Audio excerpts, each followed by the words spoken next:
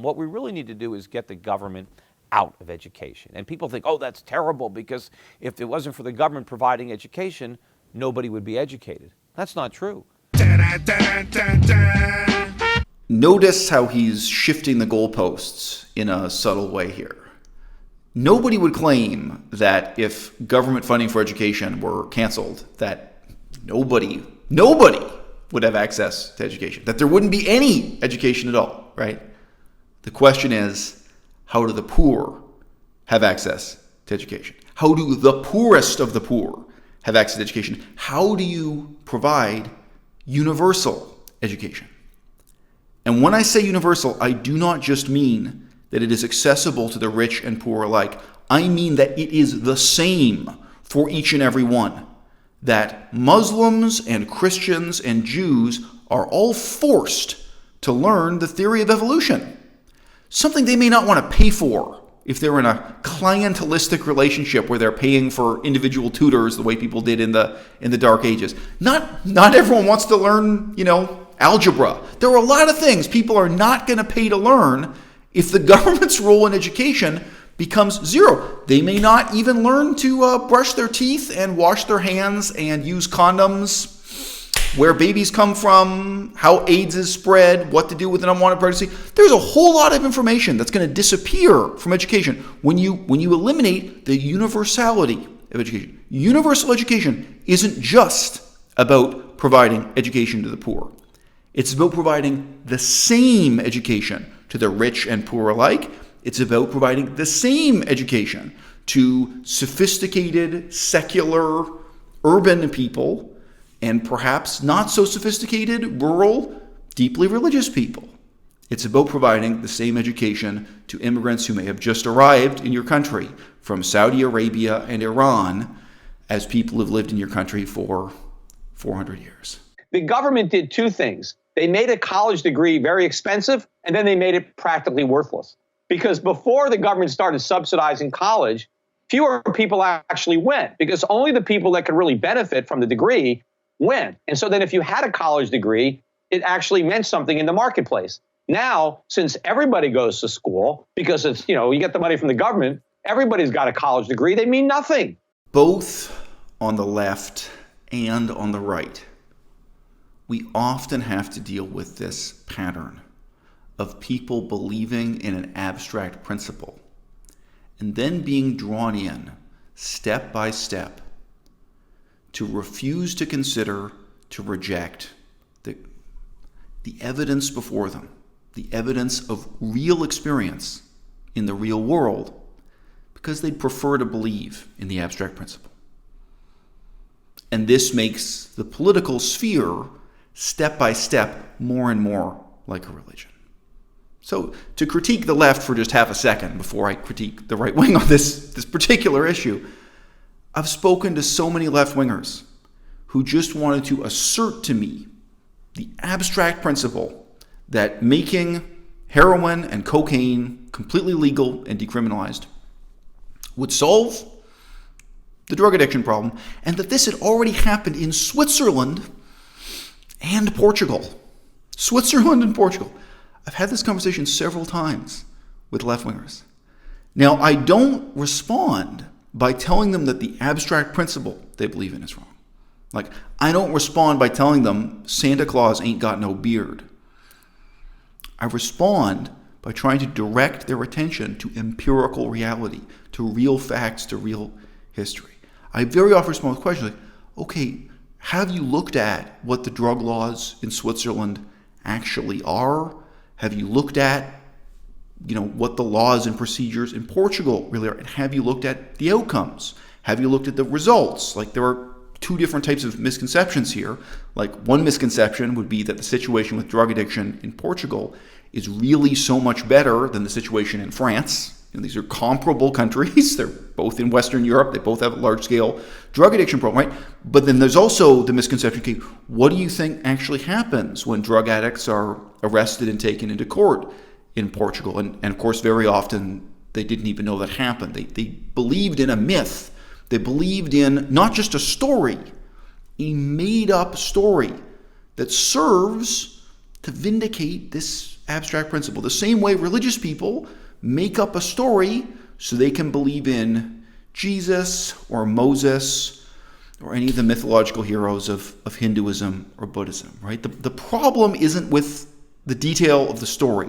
The problem isn't with whether or not Santa Claus has a beard. The problem is the psychological effect of this story in your mind, that it digs you into this false sense of certainty of the abstract principle. And the certainty in the abstract principle, they won't let go of it.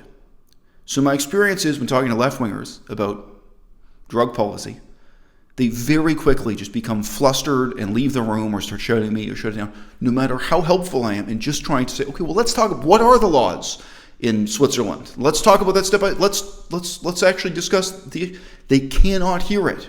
They cannot participate in the conversation. I'm threatening their faith. Every single time I've spoken to libertarians, anarcho-capitalists, or MISC right-wingers about these delusions that you could improve American education by eliminating all government funding. In the same way, they very, very quickly become flustered and leave the room. They can't talk about these things. They can make a completely general statement of principle, such as, in the past, government wasn't involved in funding or regulating education at all, and that was just fine. So in the future, we could go back to having that kind of... Oh, so are you talking about the 1840s? Do you want to talk about how education functioned in the 1840s and why it changed between the 1840s and the 1860s and the 1890s?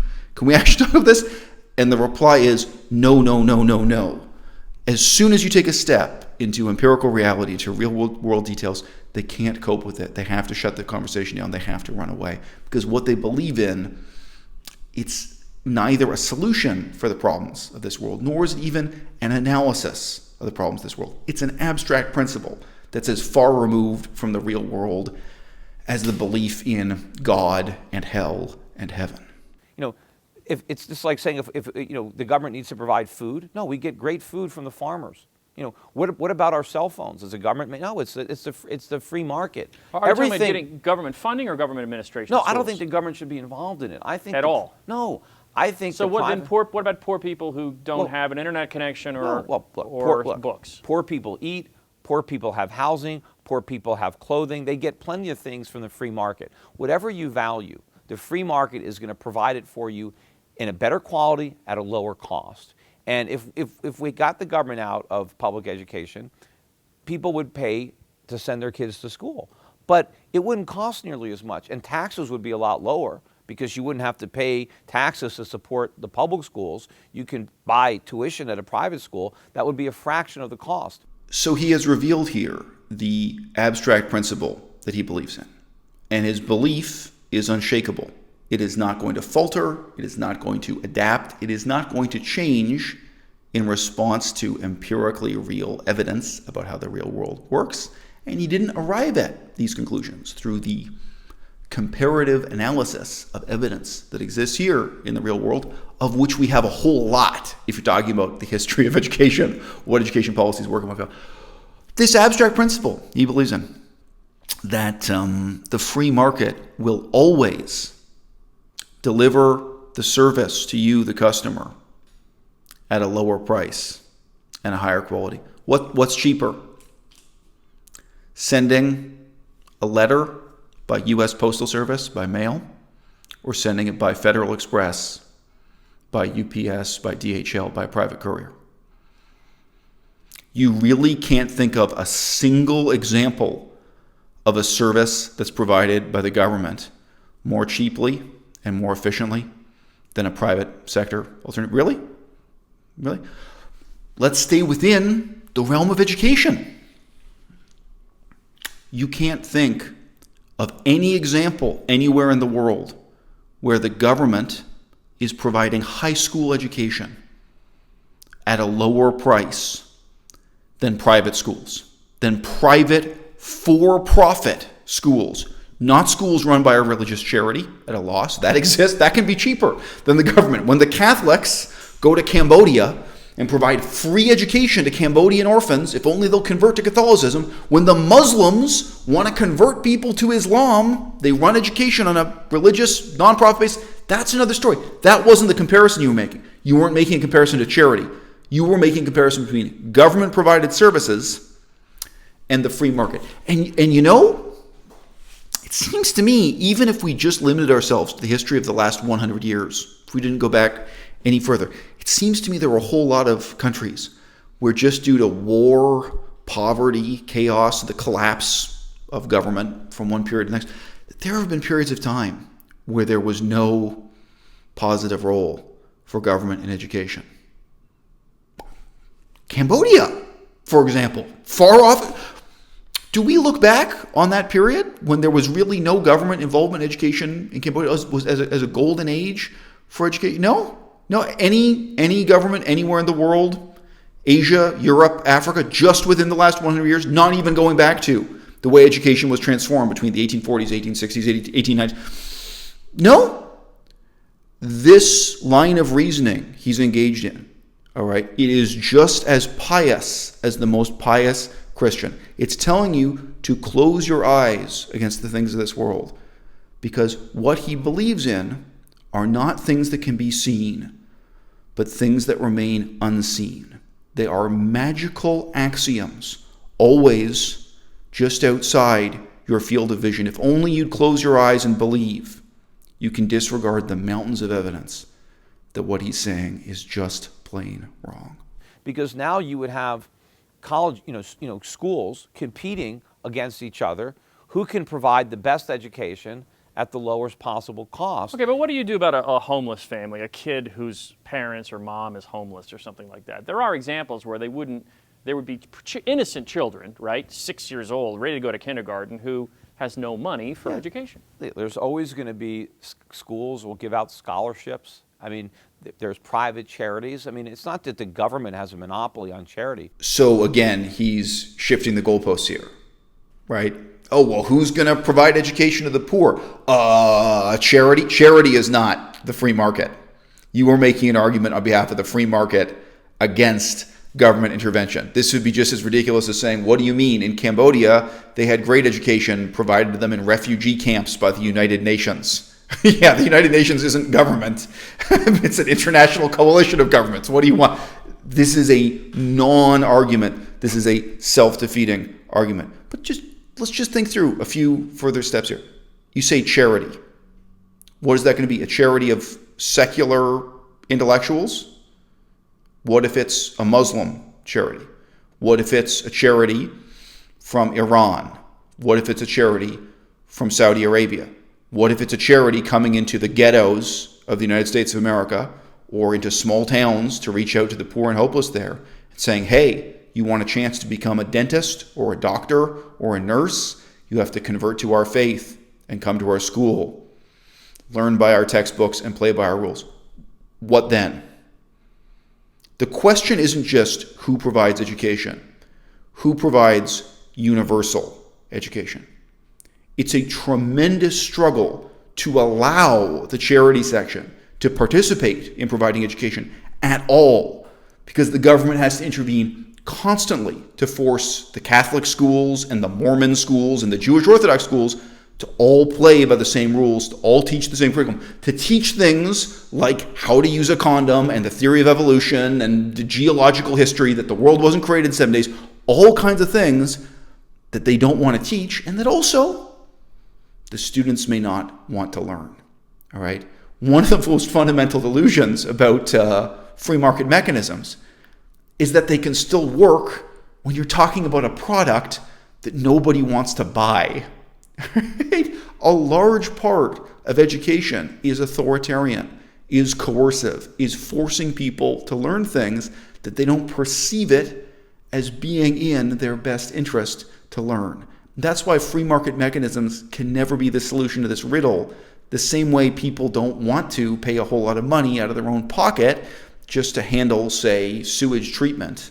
As long as the sewage is somewhere downriver, it's not affecting their own life personally, they don't want to adopt and take responsibility to take on that cost.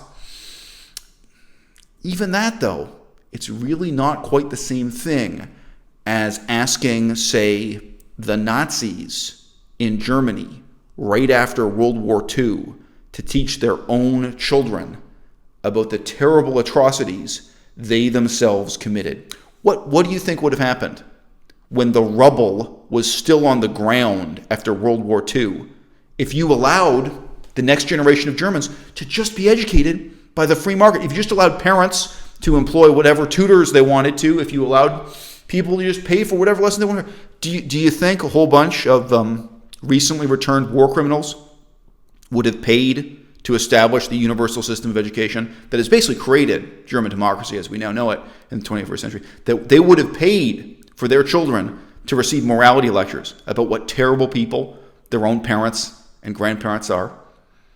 In many ways, both subtle and coarse, government-created, government-enforced universal education is constantly teaching us what terrible people our own parents and our own grandparents were. Let's talk about student loans, Okay. right? Because right now, one of the big political issues, especially among the left, right?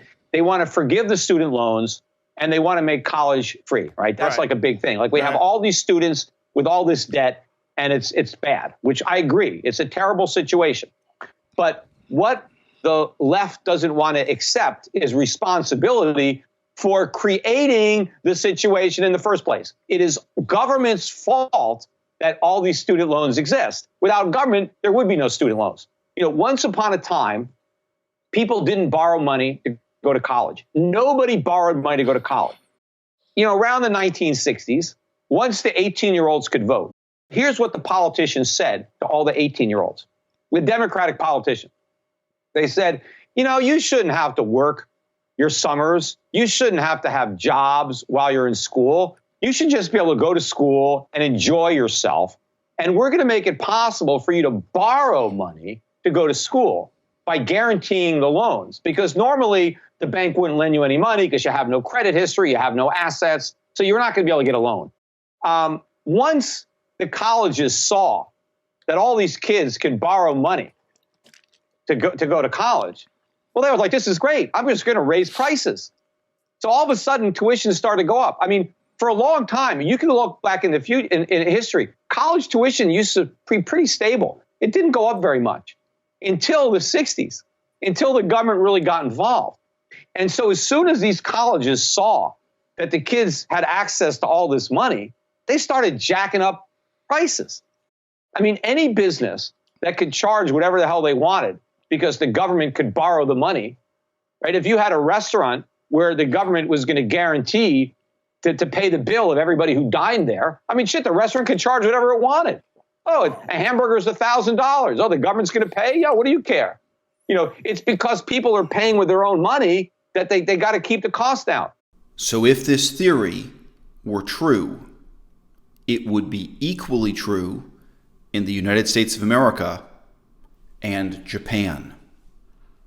It would be equally true in the United States of America and Germany. Was the United States of America the only country in the last 70 years to have an increasing role for the government in funding university education? No. Is the contrast between the United States of America and Germany, or the United States of America and Sweden, Denmark, England, Taiwan, each an interesting and instructive case study? Is the contrast between the United States of America and these other countries that those other countries had an unfettered free market of education that avoided bankrupting the students, that avoided creating this student loan crisis, and that only the United States of America made this terrible decision that he's describing to start allowing banks to give loans, to have the government involved in guaranteeing and encouraging bank loans to students they go and get? Very simple empirical methods, very simple comparative analysis is going to show you quickly that the contrast between the United States of America and the countries of Western Europe generally is not a contrast between government intervention and the absence of government intervention. It's a contrast between really bad government policies and somewhat better government policies. But this man's perspective on the world absolutely cannot countenance, cannot be based on, cannot respond to empirical facts. He lives a life of a man of pure faith. It's a religious attitude that he's adopted. He must close his eyes to the facts and continue to believe only in this abstract principle. Dun, dun, dun, dun.